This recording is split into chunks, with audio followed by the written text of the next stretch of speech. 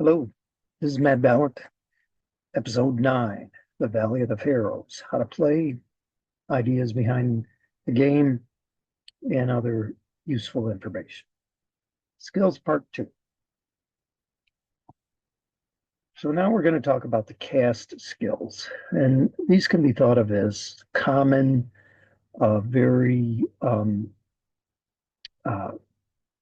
broad-based skills, things that in general very many, if not all, members of society would have some knowledge of.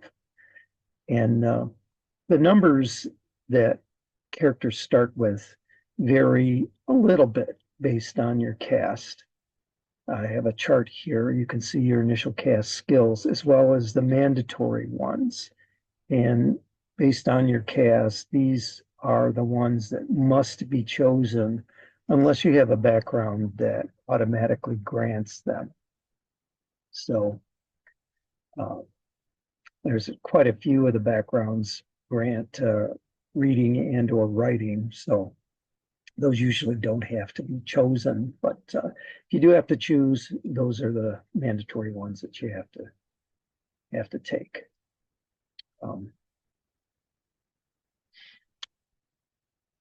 Now, again, these are all base type skills, things that people would need to know or need to be aware of to basically exist within society. Egypt was primarily an agrarian culture. Quite a number, if not virtually everyone in society, was very tightly bound to the land and affected by agriculture and the production of food, grain from the land. The annual flood cycle was very, very important. Also, the raising of animals, goats, pigs, cattle, very common. And those provided not only food, but also raw materials for other goods, leather, hides, those sorts of things. Apothecary is a skill that can be thought of as the mixing of common herbs and the creation of salves and other sorts of things to aid in healing or the prevention of disease. Archery was extremely common at this time, both for hunting of game for food, as well as for use in the military and for sport. It's like humans of all societies and all times, we love contests, and archery was a very popular pastime in ancient Egypt. Bartering, the Egyptians never developed a system of coinage. Everything was done through the barter system, and everyone would be knowledgeable and would understand the process of bartering. The common designation in the skill list denotes that the person isn't a merchant. Merchants essentially are specializing in bartering, so they have a little bit more skill at it than the common person. Building is a skill for creating not only a place for one to live or one's family to live, but also pens and shelter for livestock. It was also very common for people to be pressed into service for the government in building various projects, perhaps the most famous of which is the pyramids. But there were many other building projects going on, both building towns, buildings in towns, temples, storehouses for grain, fortifications on the frontier, all sorts of things. So even The most educated would have some experience in the building process. Carpentry is also very commonly used, wood being a primary source of material for the creation of items for use, whether they be kitchen items or tools or uh, storage chests or furniture, things like that. So carpentry was a very common skill as well. Cooking, for obvious reasons, is something that most people would be exposed to. Uh, Driving, and when I say driving, it's operating a wagon, knowing how to hitch animals up to a wagon, knowing how to control the wagon when it's being pulled by animals, how to load the wagon, how to unload the wagon, those kinds of skills. That kind of knowledge is also very common. And remember, during this time, the horse was just being domesticated. So they were not used to pull wagons in general. That would have been done either by ox or other types of cattle or donkeys. Fishing and hunting were primary ways that people uh, obtained meat, protein for their diet. Uh, so again, very, very common skills that most people would have a rudimentary knowledge of, if not specialized in. Uh, Gaming is a skill that many, many people, as it is today, games of chance and small board games, things like that were very popular in ancient Egypt, a number of which, hounds and jackals being uh, one example. Um, Many people knew how to play these types of games. And so, again, that's a very common skill. Minor first aid, uh, again, living in a society where uh, injury and sickness was very common. Uh, Again, most people would know basic things to aid someone who was injured or ill. Land navigation is a skill used to find one's way around when traveling across land, whether it be by celestial stars, that sort of thing, if you're traveling in the evening, or known landmarks and uh, bends in the river and things of that nature. Again, this would be a generalized skill, and you might have a bonus be awarded to players if they're in an area where, say, where they grew up or spent a lot of time. They would become more and more familiar with that particular location. Now, magic can be thought of as there's two types. One I call a common or folk type magic, and the other type is what I refer to as professional magic.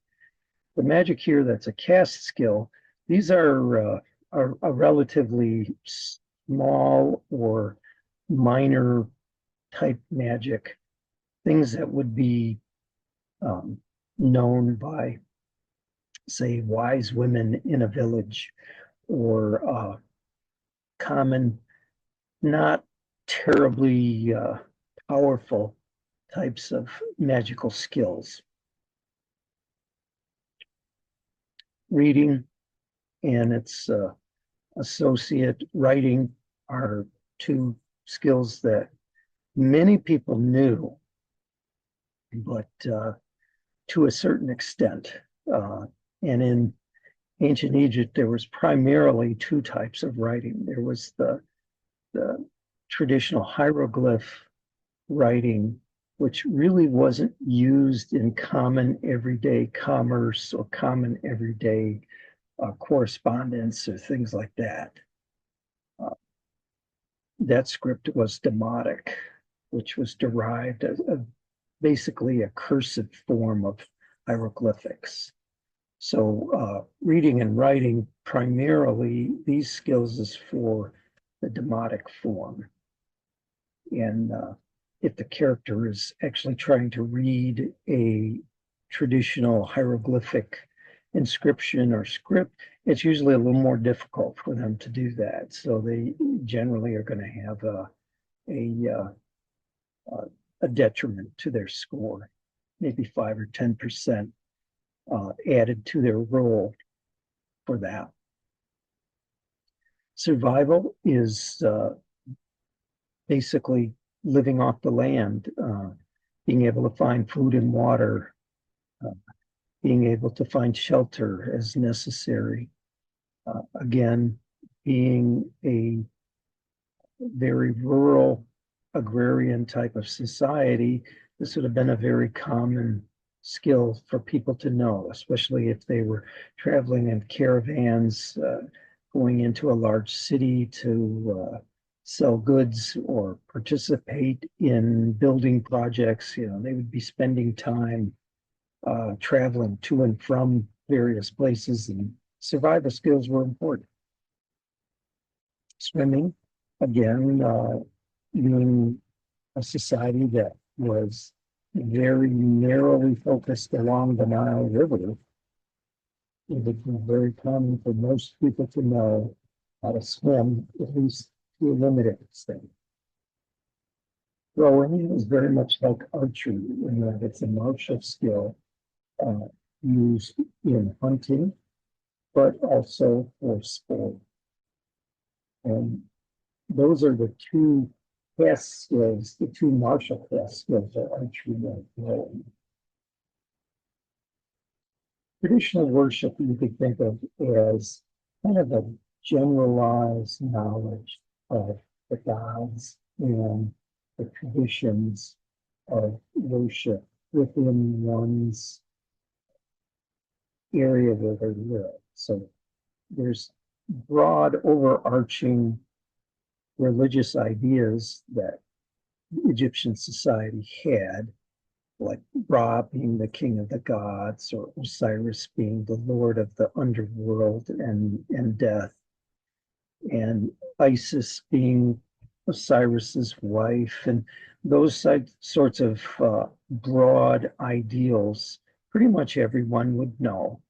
But also each sepet or nome had their own god or goddess or series of gods and goddesses. So it would also cover the knowledge of that, the knowledge of, say, special holy days or days of celebration, uh, generalized way to conduct oneself when presenting offerings, those kinds of things. Just a general type of uh, religious worship skill. And finally, writing, as I said, very similar to reading. Now, the two skills I want to point out here, both magic comment and writing themselves, they're indicated, they have a R within parentheticals. And what that means is reading skill is required for these skills. Now, you could argue that magic really shouldn't have that restriction, and I put it in the original game, but it's basically up to the game master. The magic skill at the caste level, you could make an argument that you don't really need to know how to read in order to perform that. So if you want to do so, you can leave that out.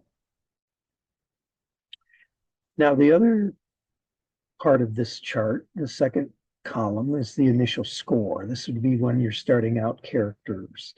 And for the majority of these skills, intelligence or intellect is used as one of the primary attributes in it. And then there's usually a piece or portion of another skill. Some of these variable strength or the culture, for example, or variable quickness for cooking.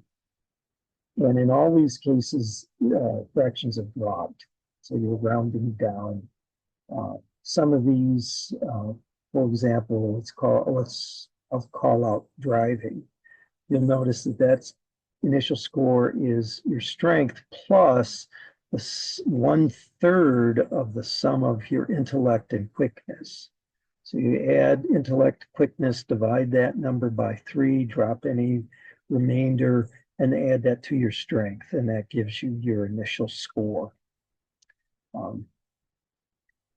the third column here draws your attention to complementary skills where they exist. And complementary skills give you a bonus on skill checks.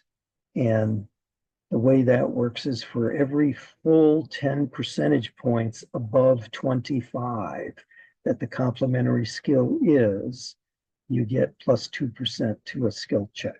So for example, let's look at animal husbandry, second from the top. Complementary skill is perception.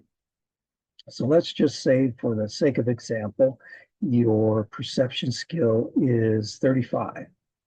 So that's 10%, 10 points above 25. So you would get a plus 2%. So if your animal husbandry skill was, say, 40%, you would get a plus 2. So it's actually 42. Now, in the case where there's multiple complementary skills, one or the other takes precedent. So for apothecary, as an example, you can either use your perception or your cooking. And the player can choose which one of these to use. So taking our example from previously stated, say your perception is 35%. So that's 10%, 10 points above 25.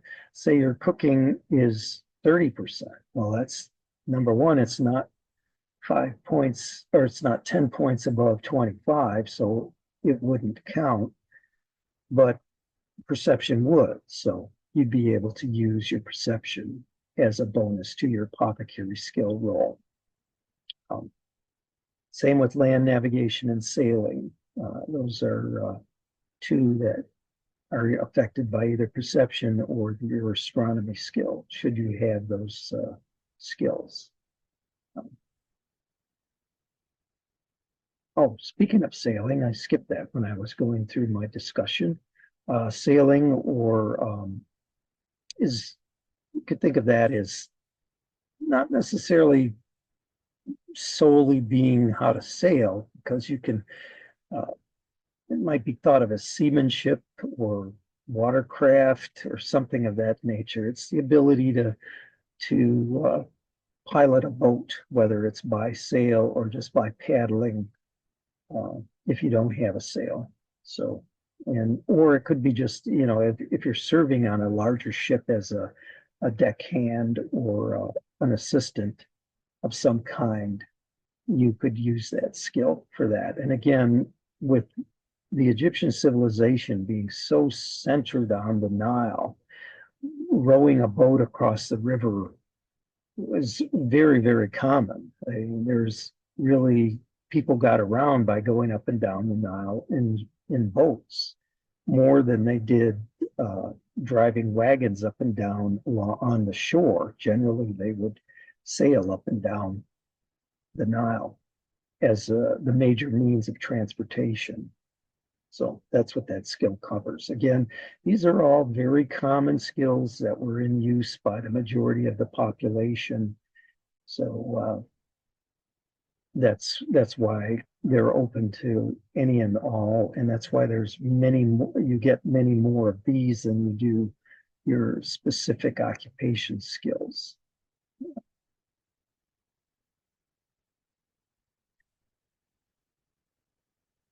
And that's it for part 2. The next part of our skills section will be concentrating on the occupational skills. That's probably going to be at least another 2 or 3 episodes, because I want to go into detail for each of the different occupations within the game, of which there are 8. So I'll be able to cover more than one occupation in each individual session. But again, the game is available from ConcodeDesigns.com. And Thank you very much. And I'll talk to you the next time.